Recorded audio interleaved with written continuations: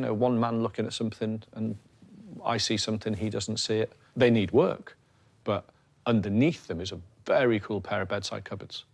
OK, staff only. Oh, yes, look at this. Oh, now you're talking. Perfect.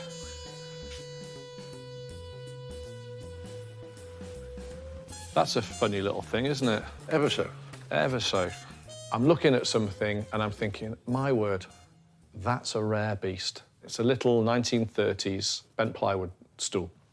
The last time I saw one up for sale was nearly 3 decades ago. It's a real rarity. To find one in an antique centre workshop in Shropshire is highly unusual. Dating to the earliest days of modernism, this deceptively simple birch bent plywood stool may well have been used by some of the titans of early 20th century design. Made in Estonia in the mid-1930s, it was imported to the UK by the Isokon Company to furnish the iconic modernist Isokon building in North London. The same building where leaders of the Bauhaus school of design, Walter Gropius and Marcel Breuer, worked after being exiled from Nazi Germany. If it is what Drew suspects, this design masterpiece could be worth up to £2,000.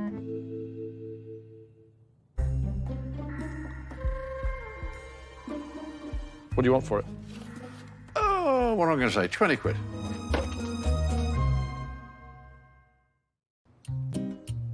Drew and T are visiting a large antique centre in Shropshire. Well, if nothing else, this will keep you fit, John. And behind the scenes in the storeroom, Drew's educated eye has spotted a 1930s design masterpiece that could be worth thousands of pounds. What do you want for it? Oh, what am I going to say? 20 quid. Sold. Bargain of the week. Thank you very much. Very good. It's an incredibly exciting find. It's one of those finds that makes the hair on the back of your head stand up.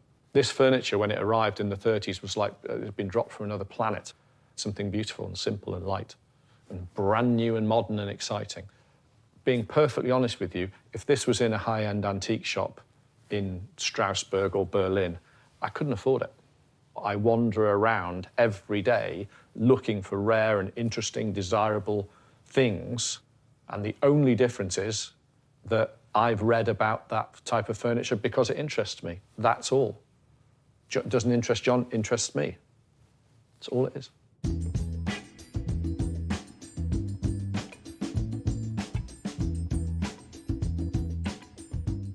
It's quite a nice early one.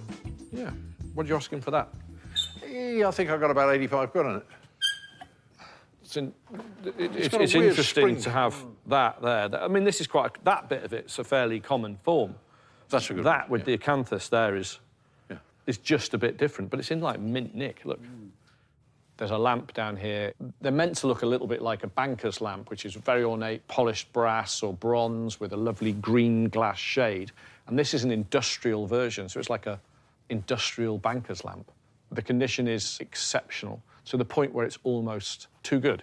You know, I'm having to look at it like 10 times thinking, is this right? It's a little bit too much money. What I'd like to pay for it is 60 quid. But if I said to you, I'll give you 70 quid for it, is that close enough? Just about, yeah. Thank you very much. I'm having such incredible luck in these rooms. It's like nothing else. It's amazing. And then, boom, I see a terracotta hound's head wall-mounted mask. Actually, got a good look to it. John, what do you want for this? What do I want for that? Oh. How little can you take for this? That's no way to start the conversation. It's particularly well modelled. It's highly unusual. It's in just the right condition that I like. Original paint, bit scruffy, fantastic.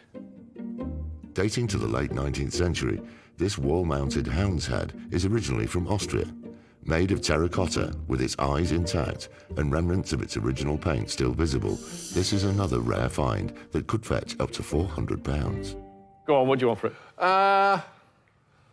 Probably 125. You know I'm going to bid you, don't you? No, I thought you were going to say, that's a bargain. Give me the money. You might look at it and go, well, it's awful, isn't it?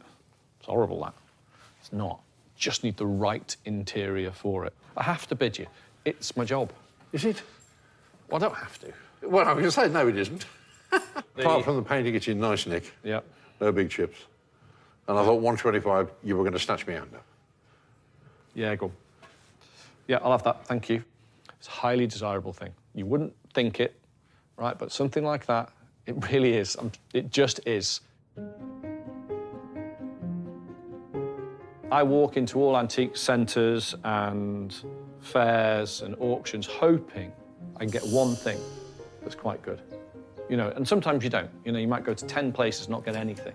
So to come in here today and buy 3 or 4 things, and a couple of them that are incredibly good, is very unusual. It really is. It's a lot of fun having him here, to be honest with you. I've really enjoyed it. He's bought some bits off me that I'm thinking, well, that was almost free money because it wasn't anything I really valued. Which is what I like. Overall, yeah, we've really enjoyed the day. Sorted? Yeah, all in. Marvellous. John, thank you so much, mate. Much appreciated. Thank you for coming. Cracking day. Thank you. Fabulous day. Thank you. Cheers, good. Take care. See you later. Yeah. Bye-bye. So what do you think of Old Mill, then?